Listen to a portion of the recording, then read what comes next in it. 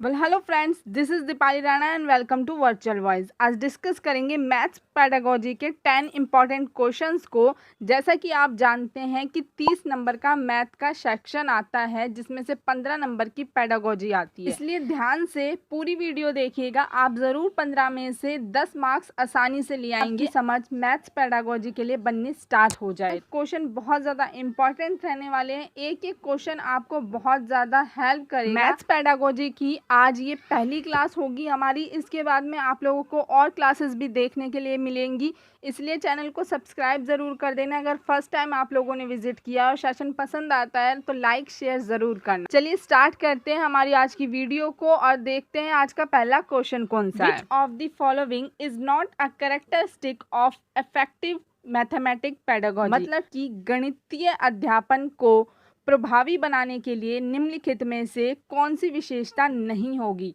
ध्यान दीजिएगा, नॉट की सेंस में क्वेश्चन पूछा हुआ है। जैसे कि मैं आप लोगों को पहले भी समझा चुकी हूँ, क्वेश्चन को एकदम से फटाफट पढ़ने की बजाय ध्यान से क्वेश्चन पढ़ेंगे ताकि आपके हाथ से मार्क्स निकल ना जाए। आपको नंबर लेने हैं, आपको नंबर गंवाने नहीं है, ठीक है। तो फर्स्ट ऑप्शन देख लेते हैं, focusing pattern of student errors, मतलब छात्रों की त्रुटियों के प्रतिरूप पर केंद्रित होना। सेकंड ऑप्शन है making connections with everyday experience, प्रतिदिन मतलब रोजाना के जो अनुभव होते हैं उनके साथ संबंध स्थापित करना। थर्ड जो हमारा ऑप्शन है वो है using various teaching learning strategies for a single concept, मतलब एक ही संकल्पना के लिए जो अलग अलग प्रकार की शिक्षण अधिगम का होता है उनका प्रयोग करना।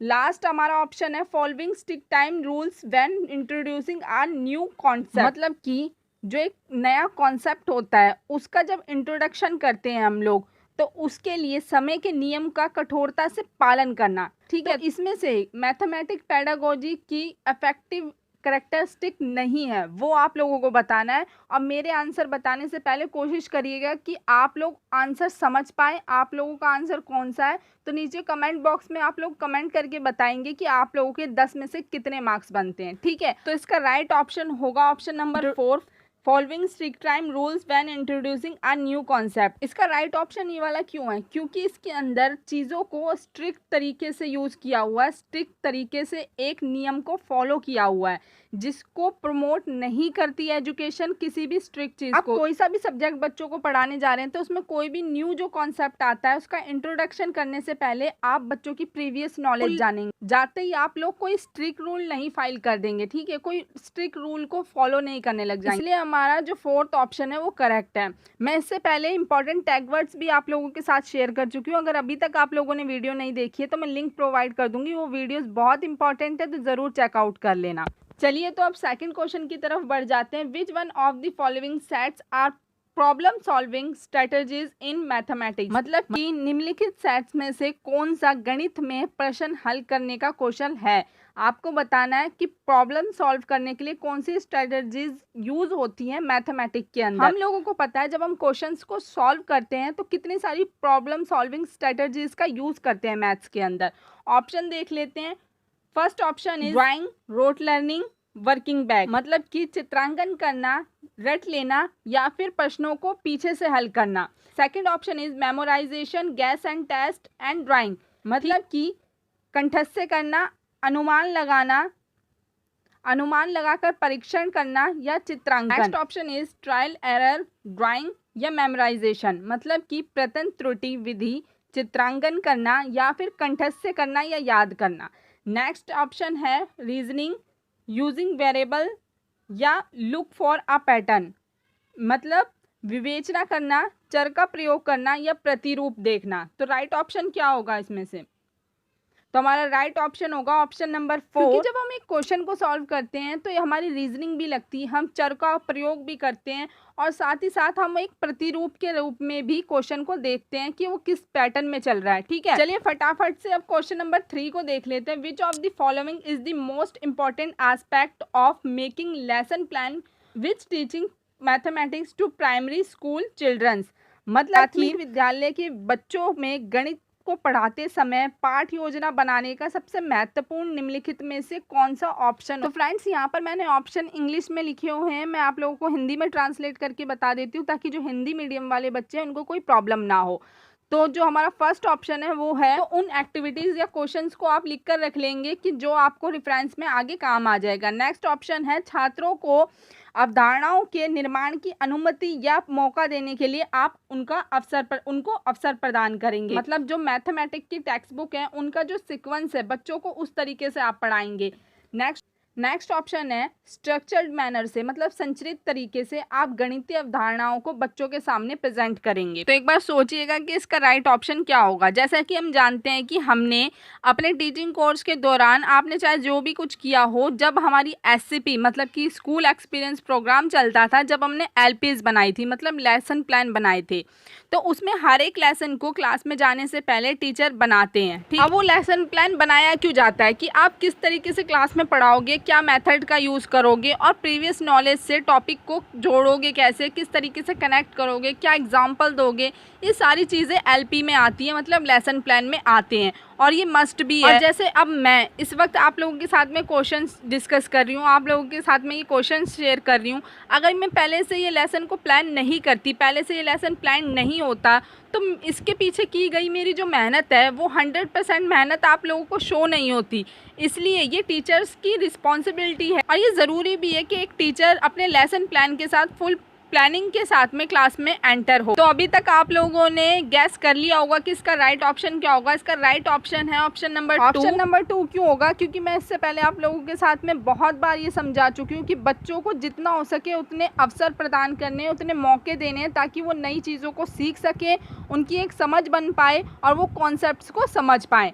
चलिए अब फटाफट से बढ़ जाते हैं क्वेश्चन नंबर 4 की तरफ। विच of the following is not true with respect the learning of mathematics, मतलब गणित सीखने के संबंध में निम्नलिखित में से कौन सा सत्य नहीं है, वो बताना है। नोट को ध्यान रखिएगा।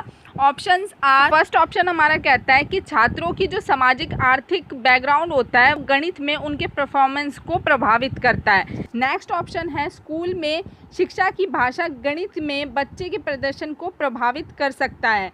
नेक्स्ट ऑप्शन हमारा है, प्रदर्शन करने और उत्कृष्टता प्राप्त करने की क्षमता जन्मजात होती है। हमारा फोर्थ ऑप्शन है, छात्रों के बारे में शिक्षकों की धारणाएं जो होती हैं सीखने में उनके परिणामों पर शक्तिशाली प्रभाव डालता है। तो हमारा राइट ऑप्शन क्या होगा? अब यहाँ पर जो राइट आंसर होगा वो बोर्ड ने जो आंसर बताया है वो शुरू से चलती आई हमारी नॉलेज को नकारता है। इसलिए जो राइट आंसर होगा वो यहाँ पर ऑप्शन नंबर 3 होगा कि बच्चों के अंदर गणित में प्रदर्शन करते और उत्कृष्टता प्राप्त करने की क्षमता जन्मजात होती है। जैसा कि हमने पहले डिस्कस किया हुआ है कि जो सोशियो इकोनॉमिक बैकग्राउंड है वो प्रभावित आपको इम्पैक्ट डाल सकता है किस पे? आपकी परफॉर्मेंस। आप लोगों को पहले ही बताया था, बच्चे जिस भी बैकग्राउंड से आते हैं वो आपको वीक बना देगा या बहुत ज़्यादा अच्छा बना देगा, इससे कोई भी मतलब नहीं पड़ता।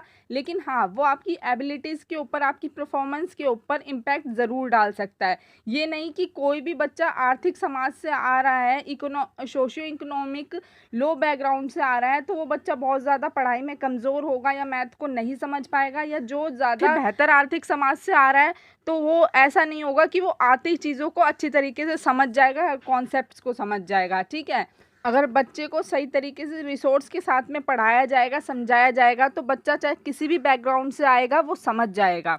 चलिए अब देख लेते हैं क्वेश्चन नंबर 5 क्या कहता है। As per the recommendation of NCF 2005 primary school mathematics curriculum should, की जो NCF है राष्ट्रीय पाठ्यचर्या रूपरेखा 2005 के अनुसार प्राथमिक विद्यालयों के गणितीय पाठ्यक्रम कैसा होना चाहिए।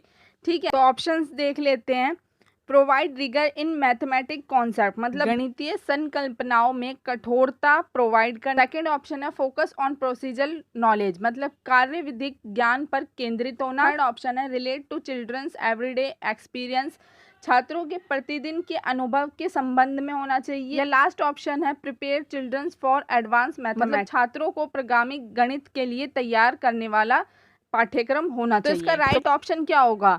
आपने अभी तक इसका राइट ऑप्शन निकाल लिया होगा अगर आप लोगों ने इससे पहले वाली मेरी वीडियो ज़रूर देखी होगी। तो इंपॉर्टेंट टैग वर्ड्स करवाए थे मैंने, बहुत इंपॉर्टेंट है। आप क्वेश्चन पढ़ेंगे और आंसर में वो टैग वर्ड्स देखते ही पता लगा लेंगे कि कौन सा राइट ऑप्शन होगा हमारा। इसका राइट ऑप्शन होगा ऑप्शन नंबर 3 कि जो NCF है उसके अंदर प्राइमरी स्कूल में मैथमेटिक्स कैसा होना चाहिए, मैथमेटिक्स करिकुलम कैसा होना चाहिए, वो ऐसा होना चाहिए कि जो बच्चों के एवरीडे एक्सपीरियंस है उनके साथ में वो रिलेट कर पाएँ, ठीक है। इसलिए एनसीएफ ये रिकमेंड भी करता है, रिकमेंडेशंस भी मैंने आप लोगों को समझाई थी पहले कि एनसीएफ ये कहता है कि बच्चों को इस तरीके से पढ़ाया जाए कि वो अपनी रियल लाइफ सिचुएशन के साथ में एजुकेशन को, लर्निंग को कनेक्ट करके समझ पाएँ, ताकि उनको अच्छे से समझ आ पाए और वो अपनी लर्निंग बहुत बेहतर तरीके से कर पाएँ। चलिए अब क्वेश्चन नंबर 6 की तरफ बढ़ जाते हैं। According to NCF 2005 which of the following not true about the aim of mathematics education at primary level. मतलब कि राष्ट्रीय पाठ्यचर्या की रूपरेखा एनसीएफ 2005 के अनुसार प्राथमिक स्तर पर गणित शिक्षा का उद्देश्य निम्नलिखित में से कौन सा नहीं है। नॉट की सेंस में क्वेश्चन पूछा गया है। ऑप्शंस है हमारे प्रमोट रैशनल थॉट्स, मतलब कि तर्क संगत विचारों को प्रोत्साहन करना। Making mathematics part of children's life experience, मतलब गणित को बच्चों की जिंदगी के अनुभव के साथ में जोड़कर उनका एक पार्ट बनाना, उनका एक भाग बनाना। ऑप्शन है preparing students for higher and concrete intellectual study, मतलब कि बच्चों को उच्चतर या अमूर्त पढ़ाई के लिए तैयार करना। फोर्थ ऑप्शन है encourage problem solving and problem solving skills, मतलब कि बच्चों को समस्या समाधान और समस्या प्रस्तुत करने के कौशल को प्रोत्साहित करना, उनको एनकरेज करना। तो आंसर सोचिएगा एक बार आपकी तरफ से कौन सा ऑप्शन करेक्ट हो सकता है। अकॉर्डिंग टू एनसीएफ 2005 के अनुसार कौन सा सही नहीं है जो मैथमेटिक्स एजुकेशन का एम है प्राइमरी लेवल पर। तो इसका राइट ऑप्शन होगा ऑप्शन नंबर 3, जिसमें कहा गया है बच्चों को हायर स्टडी के लिए और एब्स्ट्रैक्ट इंटेलेक्चुअल स्टडी के लिए प्रिपेयर करना। तो एनसीएफ ऐसा कुछ नहीं कहता, एनसीएफ बल्कि ये कहता है कि बच्चों को जितना हो सके उतना एक्टिव पार्टिसिपेंट करो और जितना हो सके उन्हें रियल लाइफ सिचुएशन के साथ में डील करने का मौका दो, जिससे वो लोग समझ पाएँ कि स्टडी जो है, जो एजुकेशन है, वो उनके ऊपर कोई बोझ नहीं है। प्राइमरी लेवल है, समझो बच्चे छोटे हैं, उस जगह आप लोग अगर उनको एब्स्ट्रैक्ट अगर कोई एग्जांपल दोगे तो वो नहीं समझ पाएंगे। जितना हो सके बच्चों को मूर्त चीज़ें, मतलब कॉन्क्रीट चीज़ों के साथ में एग्जांपल दिया जाना चाहिए, जिन एग्जांपल्स को बच्चे टच कर पाएँ, फील कर पाएँ, समझ पाएँ, आँखों से देखकर वो लोग अपनी एक समझ डेवलप कर पाएँ। चलिए आगे बढ़ जाते हैं क्वेश्चन नंबर 7 की तरफ। At the primary level mathematic puzzles are helps in, मतलब जो प्राथमिक स्तर पर गणितीय पहेलियों का यूज़ किया जाता है वो किस चीज़ में हेल्प करती हैं। To encourage the develop problem solving skills, मतलब वो समस्या सुलझाने के कौशल को प्रोत्साहन करती हैं, या फिर to increase the focus towards puzzles, मतलब कि वो हमारा जो फोकस है वो पजल्स की तरफ इंक्रीज़ हो सके इसलिए वो यूज़ की जाती हैं, या प्रोवाइड इंटरटेनमेंट टू स्टूडेंट्स, मतलब विद्यार्थियों के मनोरंजन को प्रदान करने के लिए होती हैं, या फिर to find the higher intellectual students, मतलब ऐसे बच्चे जो कि बहुत ज़्यादा हायर इंटेलेक्चुअल्स के हैं उनको पहचानने में मदद करती है।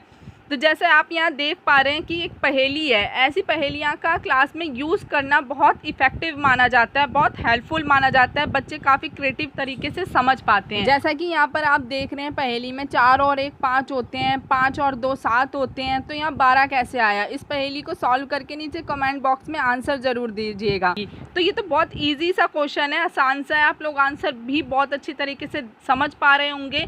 तो इसका राइट ऑप्शन होगा option number 1, to encourage the develop problem solving, मतलब जो मैथमेटिक पजल्स होती हैं वो बच्चों के अंदर प्रॉब्लम सॉल्विंग, मतलब समस्या को सुलझाने के कौशल को प्रोत्साहित करती हैं। तो ये बहुत ज़्यादा अच्छी मानी जाती हैं, इसलिए ऐसी पजल्स का, ऐसी मेथड्स का मैथमेटिक में यूज़ होगा तो बच्चे अच्छी तरीके से समझ पाएंगे। और जैसे मैथ की तरफ बच्चों का एक डर होता है, वो भी ऐसी पजल्स का यूज़ करके काफ़ी हद तक कम होगा। चलिए अब फटाफट से क्वेश्चन नंबर 8 की तरफ बढ़ जाते हैं। वैन हेले levels refers two stages in the development, मतलब वैन हेले के जो स्तर जिसकी विकास अवस्थाओं का संकेत करते हैं वह हैं, ऑप्शंस आर नंबर कॉन्सेप्ट, मतलब कि संख्या की संकल्पना, ऑप्शन बी है फ्रैक्शन मतलब भिन्न, ऑप्शन सी है प्लेस वैल्यू मतलब स्थानीय मान, ऑप्शन डी है ज्योमेट्रिकल थिंकिंग मतलब ज्यामितीय चिंतन। अगर आप लोगों ने वैन हेले का थ्योरी पढ़ी है तो आप लोग इसके आंसर तक फटाफट से पहुंच जाएंगे। वैन हेले की थ्योरी भी बहुत ज़्यादा इंपॉर्टेंट है, इससे भी क्वेश्चन बनता ही बनता है। तो इसका राइट ऑप्शन क्या होगा? इसका राइट ऑप्शन होगा ऑप्शन नंबर 4 ज्योमेट्रिकल थिंकिंग, मतलब ज्यामितीय चिंतन। अब थोड़ा सा वैन हेले के बारे में जान लेते हैं कि वैन हेले ने ज्योमेट्रिकल थॉट की एक थ्योरी दी है। उसमें उन्होंने 5 लेवल की बात की है, जिसमें से 2 से 3 लेवल बहुत ज़्यादा इंपॉर्टेंट हैं और वो शुरुआती लेवल्स हैं, उन्हीं से क्वेश्चंस बनते हैं, बाकी का कुछ काम नहीं है। क्योंकि ये जो लेवल्स हैं बाकी के, वो बच्चे के स्तर से बहुत ऊपर चले जाते हैं, इसलिए उनसे कोई क्वेश्चन अभी तक तो पूछा नहीं गया और शायद ही इससे पूछा जाएगा। तो पहला जो हमारा लेवल है वो है विजुअलाइजेशन, मतलब कि शेप्स को देखकर विजुअलाइजेशन, विजुअल कर पाना कि कौन कौन सा शेप है, किस शेप का क्या नाम है। फिर हमारा आता है एनालाइसिस। ये आप कब कर पाएंगे? जब आप शेप्स को क्लासिफाई कर पाएंगे, शेप को क्लासेस में बांट पाएंगे, ठीक है, कि विभिन्न प्रकार की शेप्स कौन कौन सी कैटेगरी में आती हैं, कि अच्छा भाई ये सर्कल है, ये हमारा रेक्टेंगल है, ये हमारा ट्राइंगल है। इस तरीके से आप उनको बांट पाएंगे कैटेगराइज में।